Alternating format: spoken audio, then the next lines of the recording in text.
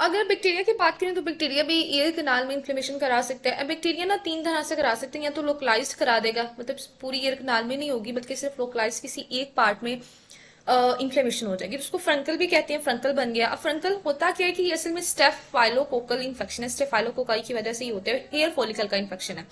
अब ये hair follicle का इन्फेक्शन है तो जाहिर बात है ये उसी पार्ट में होगा जिस पार्ट में हेयर फॉलिकल्स होते हैं।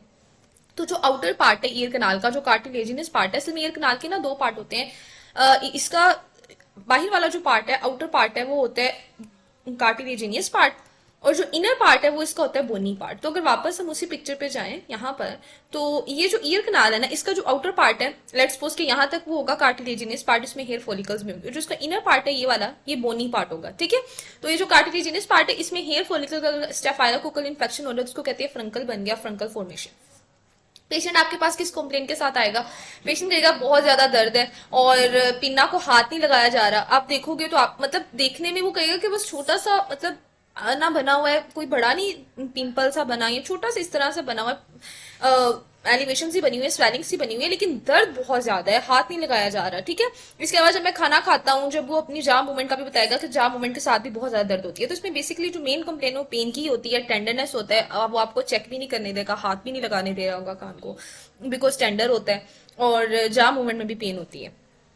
अच्छा, लेकिन इस सारे में जो चीज नोटिस करने वाली है वो ये कि डिस्चार्ज वगैरह नहीं हो रहा, ठीक है, सिर्फ पेन है। और उसके बाद ये कि प्री ओरिकुलर लिम्फ नोड भी इनलार्ज हो सकते हैं, तो वो भी आपने देख लेना है, प्री ओरिकुलर लिम्फ नोड भी इनलार्ज हो सकते हैं। ट्रीटमेंट इसका क्या होता है? ट्रीटमेंट इसमें अगर तो एप्सिस बन गई है तब तो एक ही ट्रीटमेंट, एप्सिस का एक ही ट्रीटमेंट होता है, इंसीन एंड ड्रेनेज कर दें। लेकिन अगर एप्सिस नहीं बनी, अभी तक एप्सिस नहीं बनी, सिर्फ वैसे ही फ्रंकल सा बना हुआ है, अभी कम है चीज, तो तब आप क्या करोगे? आपने जो है उसको सिस्टेमिक एंटीबायोटिक्स दे देनी है, एनाल्जेसिक्स दे देना है, क्योंकि इसमें पेन बहुत ज्यादा है, लोकली हीट अप्लाई करे। इसके अलावा 10% इक्टामोल ग्लिसरीन देना होता है। तो ये इक्टामोल ग्लिसरीन हम क्यों दे रहे हैं? क्योंकि वहां पे जो स्वेलिंग बनी हुई है ना, जिस स्वेलिंग की वजह से ये सारा मसला है, उस स्वेलिंग को हमने रिड्यूस करना है, ठीक है। एडीमा रिड्यूस होगा, वो स्वेलिंग रिड्यूस होगी। तो एप्सिस के बगैर एनाल्जेसिक्स तो तकरीबन आप हर डिजीज में दोगे ना जिसमें पेन होती है। इसके अलावा एंटीबायोटिक्स भी आप सब में दोगे, चाहे वो वायरल ओरिजिन हो, बैक्टीरियल ओरिजिन, एंटीबायोटिक्स तो देने हैं। और साथ इसमें जो नई चीज है वो सिर्फ एक ही है कि आपने इक्टामोल ग्लिसरीन अप्लाई करना है, ठीक है। चलें, उसके बाद नेक्स्ट जो है फ्रंकल के बाद आ जाती है दूसरी जो ओटाइटिस एक्सटेंडा, वो है डिफ्यूज ओटाइटिस एक्सटेंडा। अब डिफ्यूज से क्या पता चल रहा है कि ये एक जगह पे नहीं है, बल्कि इसने पूरी ईयर कनाल को इन्वॉल्व कर लिया है, पूरी ईयर कनाल की इन्फ्लेमेशन करा दी। इसकी एटियोलॉजी बहुत ज्यादा इंपॉर्टेंट है। ये ना सबसे ज्यादा कॉमन होता है स्विमर्स में। अब स्विमर्स में ये क्यों कॉमन है ये मैं आपको बताती हूँ। स्विमर्स में क्या होता है, जब वो स्विमिंग करते हैं ना तो बार बार पानी उनके कान में जा रहा है, बार बार पानी उनके कान में जा रहा है, उनकी स्किन ना मैसिरेटेड हो जाती है, मैसिरेशन हो जाती है स्किन की, नरम नरम सी हो जाती है, गीली बार बार होकर। अब वो मैसिरेटेड स्किन है, वो बाहर निकली है स्विमिंग के बाद, तो वो ना अपनी ईयर कनाल को अगर साफ करेंगे फिंगर से या किसी भी चीज से, वो अपनी ईयर कनाल को साफ करेंगे, वो पहले से मैसिरेटेड थी, वल्नरेबल हुई थी। अब जब उन्होंने क्लीनिंग उसकी की है तो उसकी वजह से उनको ना ट्रोमा मिला, उनकी ईयर कनाल को ट्रोमा हो गया। अब जब ट्रोमा हो गया तो पैथोजेंस को एक रास्ता मिल गया इंटर होने का, इसकी वजह से उनको फिर पूरी ईयर कनाल में इन्फ्लेमेशन हो जाएगी, ठीक है। तो ये इसकी एटियोलॉजी होती है कि स्विमर्स में ये बहुत कॉमन है मैसिरेशन की वजह से।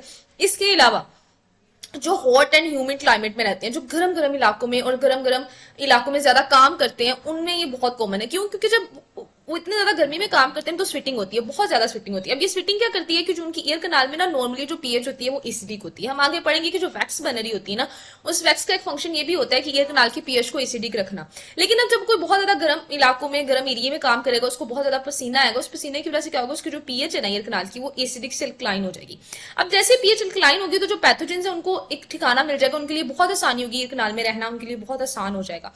अब पैथोजेन वहां पे बड़े मजे से रहेंगे, तो इस केस में भी फिर उसको पूरी एक नाल की इन्फ्लेमेशन हो जाएगी। तो दो चीजें, एक तो ट्रोमा, ट्रोमा आप कैसे मिलता है? अगर कोई स्विमर है उसको बहुत इजीली ट्रोमा हो जाता है, या स्विमर के अलावा भी अगर कोई अपने ईयर कनाल को स्क्रैचिंग कर रहा है, हेयर पिन्स के साथ स्क्रैचिंग की जाती है, या फिर इंस्ट्रूमेंटेशन की गई है कान की, लेकिन अनस्किल्ड इंस्ट्रूमेंटेशन। अब इंस्ट्रूमेंटेशन कब की जाती है? अगर ईयर कनाल में वैक्स हो, उस वैक्स को निकालने के लिए, या कोई फॉरेन बॉडी हो, उस फॉरेन बॉडी को निकालने के लिए इंस्ट्रूमेंटेशन करनी पड़ती है। लेकिन अगर वो इंस्ट्रूमेंटेशन बहुत अनस्किल्ड थी, उस इंसान को करनी ही नहीं आती थी, तो उसने क्या कर देना, आपकी ईयर कनाल को ट्रोमा पहुंचा देने, और उस ट्रोमा की वजह से वहां पे इन्फ्लेमेशन हो जानी है, ठीक है।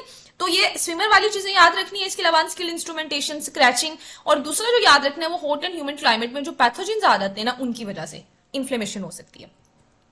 अब ये पैथोजेंस हम बार बार कह रहे हैं, ये पैथोजेंस नॉर्मली होते कौन से बैक्टीरिया होते हैं? और टाइटस एक्सटेंडा जो कॉज करते हैं, स्टेफाइलोकोकस एक तो होता है जो कि हमने देखा फ्रंकल भी कॉज करा रहा था, इसके अलावा सुडोमोनास है और बैसिलस है, ठीक है। ये होते हैं पैथोजेंस। अब उसके बाद देखें कि जो ओटाइटिस एक्सटेंडा है ना वो दो तरह का हो सकता है, एक्यूट हो सकता है, क्रोनिक। एक्यूट तो ये ना कि अभी शुरू हुआ और अभी बहुत ज्यादा इन्फ्लेमेशन करा दी, और क्रोनिक में होता है कि थोड़ी देर से आहिस्ता आहिस्ता चल रहा था इन्फेक्शन और फिर इन्फ्लेमेशन क्रोनिक होगी। अब एक्यूट की केस में क्या होगा, हॉट बर्निंग सेंसेशन, ऐसे लग रहेगा इतना दर्द हो रहा है जैसे जल रहा है, ठीक है, हॉट बर्निंग सेंसेशन होगी। अब ये जो हॉट बर्निंग सेंसेशन है ये भी जा मूवमेंट से अग्रेवेट होती है, ठीक है। इसमें भी आपको पेशेंट इसी कंप्लेन के साथ बता सकता है कि जब मैं खाना खाता हूँ ना तब मेरी दर्द और ज्यादा होती है। लेकिन डिफरेंशिएटिंग पॉइंट मैं बताने लगी हूँ, फ्रंकल्स में भी था कि बहुत दर्द था, लेकिन फ्रंकल में तो आपको फिर वहां पर ये होगा ना कि आपको टेंडरनेस भी बहुत होगी पिन्ना की, और आपको वहां पे एक एनिमेशन सी भी नजर आएगी। इसमें क्या होता है कि जो डिफ्यूज ओटाइटिस एक्सटर्ना होता है ना, इसमें डिस्चार्ज आ रहा होता है कान से, ठीक है। दर्द तो हो रहा है एक्यूट फेज में, बहुत ज्यादा दर्द हो रहा है और जाम मूवमेंट से भी दर्द हो रहा है, लेकिन इसमें डिस्चार्ज आता है जो यूजुअली सीरियस डिस्चार्ज होता है, लेकिन बाद में वो बैक्टीरिया जब आ जाते हैं तो पस वगैरह बनती है, तो थिक प्रूलेंट डिस्चार्ज भी हो सकता है, ठीक है। इसमें जो डिस्चार्ज आता है और उस डिस्चार्ज के बाद ना इसमें कंडक्टिव हेयरिंग लॉस हो रहा है, क्योंकि अब ईयर कनाल है, एक रास्ता है, ठीक है। ईयर कनाल एक रास्ता है जिसमें से ऐसे एयर ने गुजरना है यहाँ से और इधर आके अपने पैनिक मूवमेंट को वाइब्रेट कराना है। अब इस रास्ते में आप खुद सोचे कि इतना ज्यादा डिस्चार्ज है, यहाँ पर डिस्चार्ज हो गया, थोड़ा बहुत ये स्वेल भी कर गया, इसका एडिमा भी हो गया क्योंकि इन्फ्लेमेशन हो रही है। अब इस सारी की वजह से ये रास्ता बंद हो जाएगा, तो इसकी वजह से क्या हो जाएगा कि हेयरिंग लॉस हो जाएगा, और कान से बाहर डिस्चार्ज सिर्फ इधर नहीं जमा होता रहेगा, डिस्चार्ज बाहर भी आएगा। तो बाहर को एक डिस्चार्ज होगा, दूसरा यहाँ पर पेन होगी, बर्निंग सेंसेशन होगी, तीसरा यहाँ पर क्या होगा, हेयरिंग लॉस होगा। तो ये दो तीन इसके डायग्नोस्टिक पॉइंट्स हैं, ठीक है। अच्छा, अब क्रोनिक की बात करते हैं, एक्यूट की तो हमने बात कर ली। क्रोनिक में क्या होता है, क्रोनिक में जो मेन चीज है ना वो इसकी इरिटेशन है। क्रोनिक में इरिटेशन ज्यादा होती है, इचिंग ज्यादा होती है। क्रोनिक में ना डिस्चार्ज नहीं ज्यादा बनता, बहुत थोड़ा सा डिस्चार्ज होता है, वो जो थोड़ा बहुत डिस्चार्ज होता है वो भी ईयर कनाल के अंदर ही यहाँ पे ड्राई हो जाता है, ड्राई होकर क्रस्ट बना देता है। तो क्रोनिक में सी से याद रखना, तो क्रस्ट फॉर्मेशन होती है, स्केलिंग होती है, फिशरिंग होती है, थोड़ा बहुत सा डिस्चार्ज होता है। लेकिन क्रोनिक में जो चीज इंपॉर्टेंट है, क्योंकि अंदर क्रस्ट बनते जा रहे हैं, तो क्रोनिक में इरिटेशन बहुत है, इचिंग होती है, ठीक है, इचिंग एंड इरिटेशन। उसके बाद क्या होगा कि स्टीनोसिस भी हो सकती है। अगर किसी को क्रोनिक इन्फ्लेमेशन है ईयर कनाल की, तो आहिस्ता आहिस्ता ये भी हो सकता है कि उसके जो सेल्स हैं वो हाइपरट्रोफी हो जाए, वो हाइपरट्रोफी उनकी हो जाए, और फिर एट द एंड क्या हो जाए, स्टीनोसिस हो जाए, ठीक है। अब अगर एक्यूट का ट्रीटमेंट आप खुद सोचें कि एक्यूट में मेन चीज क्या थी, एक्यूट में मेन चीज थी कि यहाँ पर इतना ज्यादा डिस्चार्ज था, यहाँ पर एडिमा था और इतना ज्यादा डिस्चार्ज था कि ईयर कनाल आहिस्ता आहिस्ता ब्लॉक हो गई थी, हेयरिंग लॉस होना शुरू हो गया था। तो हमारा मेन ये कंसर्न है कि हम उस डिस्चार्ज को यहाँ से रिमूव करें, ये रास्ता साफ हो। तो हम ईयर टॉयलेट जो है वो मेन ट्रीटमेंट है एक्यूट डिफ्यूज ओटाइटिस एक्सटर्ना का, ठीक है। तो आपको ये नहीं भूलना चाहिए कि डिफ्यूज का जो एक्यूट के फॉर्म का मेन ट्रीटमेंट है वो ईयर टॉयलेट है, ठीक है।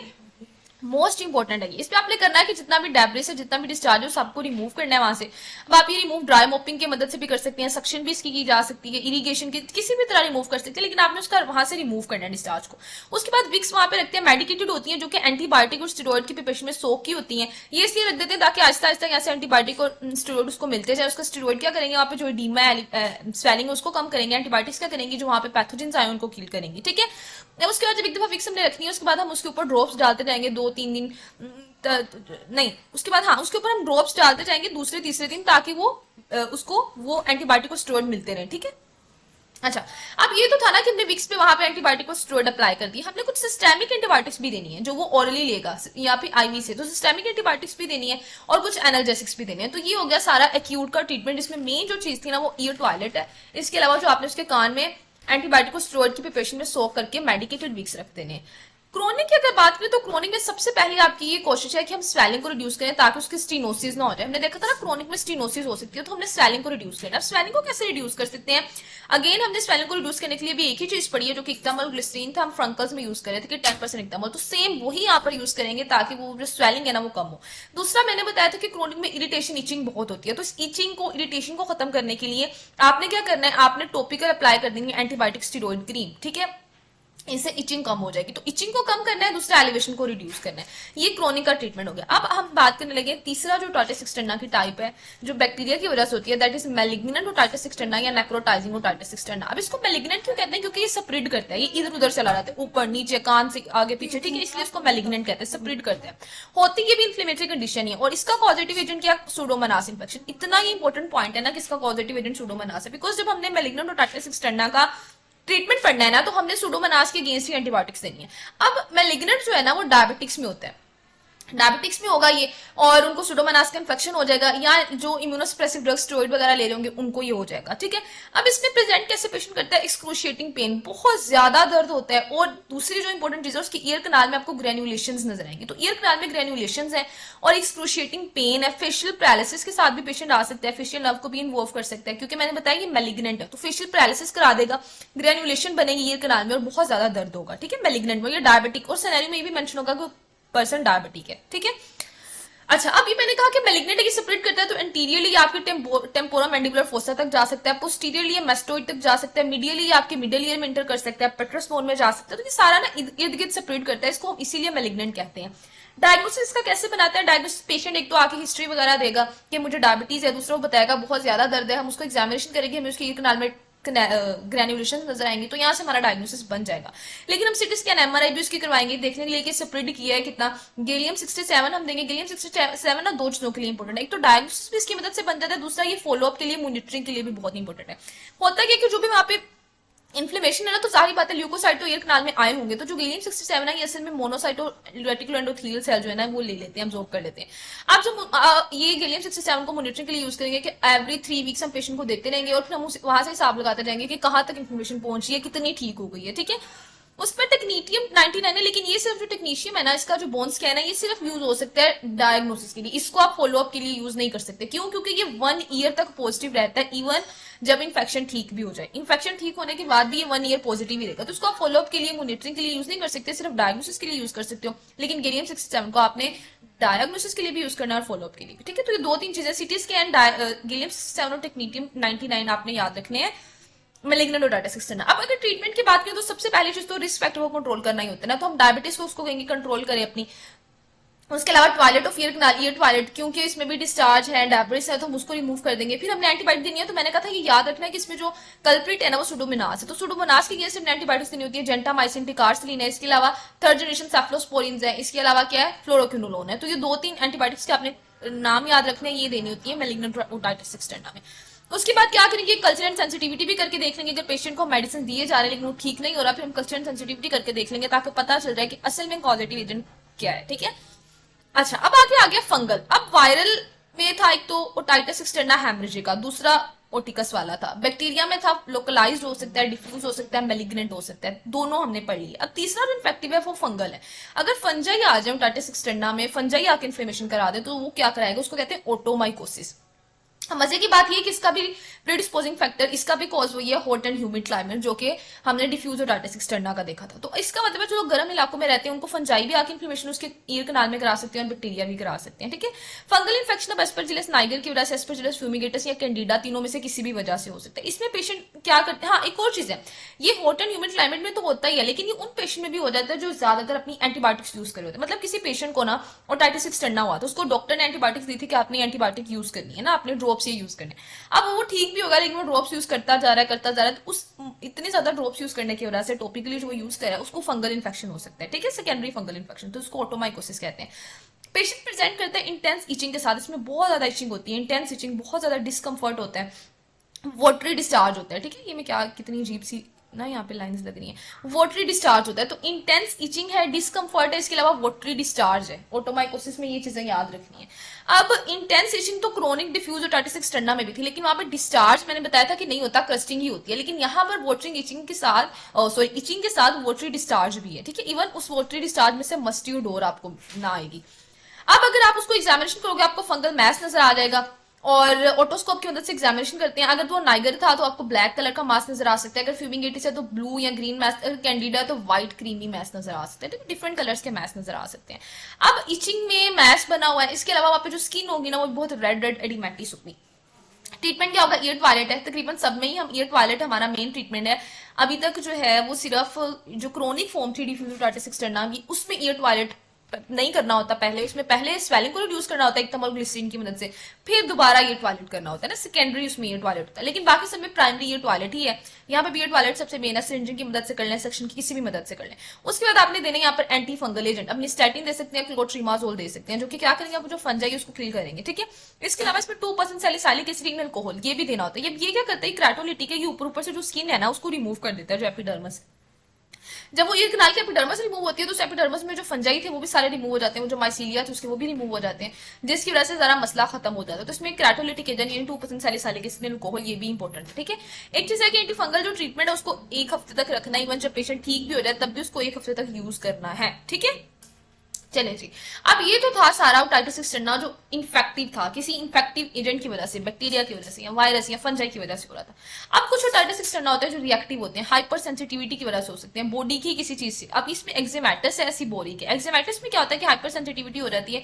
हाइपर सेंसिटिविटी किसी ऑर्गेनिज्म के लिए हो सकती है, हाइपर सेंसिटिविटी किसी ईयर ड्रॉप के लिए हो सकती है, हाइपर सेंसिटिविटी किसी हेयरिंग एड के लिए हो सकती है। तो किसी भी चीज के लिए वो हाइपर सेंसिटिव था और उस हाइपर सेंसिटिविटी की वजह से उसमें क्या हो गया, उसकी ईयर कनाल में इन्फ्लेमेशन हो गई, ठीक है, इरिटेशन होगी, उसको वेसिकल्स बन जाएंगी, क्रस्टिंग हो जाएगी। तो ये याद रखना है। सिबोरिक में क्या होता है कि सिबोरिक डर्माटाइटिस जिसको स्कैब की हुई थी स्किन की, और वो फिर उसके कान में भी आ गया, ग्रीसी येलो स्केल्स उसने बना दिए, और इसमें भी आपको ईयर टॉयलेट करना होता है। इसके अलावा इसमें जो क्रीम देते हैं ना वो सल्फर की और सैलिसाइलिक एसिड की देते हैं, ठीक है। तो इस सिबोरिक में ऐसे याद रख लो कि स्कैल्प, ऐसे स्कैल्प बन रहा है तो स्कैल्प की डर्माटाइटिस के बाद ये कान में बन सकता है। ऐसे याद रख लो कि इसमें स्केल्स बनते हैं, ग्रीसी स्केल्स। ऐसे याद रख लो कि इसमें सैलिसाइलिक एसिड और सल्फर देना होता है, ठीक है। तो सिबोरिक को याद करना आसान है। अब जो चीज करनी है ना वो करना है मिसलेनियस कंडीशंस। अब हमने इन्फेक्शन इन्फ्लेमेशन तो सारी देख ली कि इन्फ्लेमेशन क्या हो सकती है, कि बैक्टीरियल हो सकती है, वायरल हो सकती है, ठीक है, और वो हो सकती है फंगल, ठीक है। अब मिसलेनियस कंडीशन क्या है कि ईयर कनाल में अगर वैक्स जमा हो जाए, मैंने बताया था ना कि ईयर कनाल में वैक्स होती है जिसके बहुत ज्यादा मेन फंक्शन है, हम देखेंगे भी। अब पहली चीज की वैक्स बनती कैसी है, बहुत सारे एमसीक्यूज में मैंने देखा उन्होंने ये पूछा होता है कि वैक्स के हमें बताएं कॉन्स्टिट्यूएंट वैक्स किस तरह से बनती है। तो वैक्स आपकी सीबेशियस ग्लैंड से बनती है, सिरोमिनस ग्लैंड जो कि स्वीट ग्लैंड है उनसे बनती है, कुछ इसमें हेयर होते हैं, कुछ इसमें डीस्क्यूमेटेड एपिथेलियल डेब्रिस होता है, कुछ इसमें कैराटिन एंड डर्ट होती है। तो ये सारी चीजें आपस में मिलकर वैक्स बनाती हैं, ठीक है। ये देखिए इस तरह से होता है कि ये जो येलो येलो स्वीट ग्लैंड है इसको सिरोमिनस ग्लैंड भी कहते हैं। ये ग्लैंड क्या कर रहा है, ये यहाँ पे सिक्रीशन हेयर फॉलिकल में कर रहा है, ये साइड पे सेबेशियस ग्लैंड है, ये भी यहाँ पे सिक्रीशन हेयर फॉलिकल में कर रहा है, बेस ऑफ हेयर फॉलिकल पे, ठीक है। तो ये सारी क्या करते हैं, ग्लैंड्स यहाँ पर अपनी सिक्रीशन करते हैं, फिर ये बाहर आ जाती है, इसमें कुछ हेयर शामिल हो जाते हैं, कुछ डीस्क्यूमेटेड एपिडर्मस शामिल हो जाती है, कुछ डर्ट शामिल होता है, सब चीजें मिलकर क्या बना देती है, वैक्स बना देती है। अब हमारे कान में वैक्स बन क्यों रही है, क्यों बनाते हैं वैक्स, क्योंकि वैक्स ने एक तो लुब्रिकेट करना है ईयर कनाल को, दूसरा वैक्स ने अगर कोई फॉरेन मटेरियल आ गया तो उसको इंट्रैप कर लेना है ताकि वो आगे ना जाए।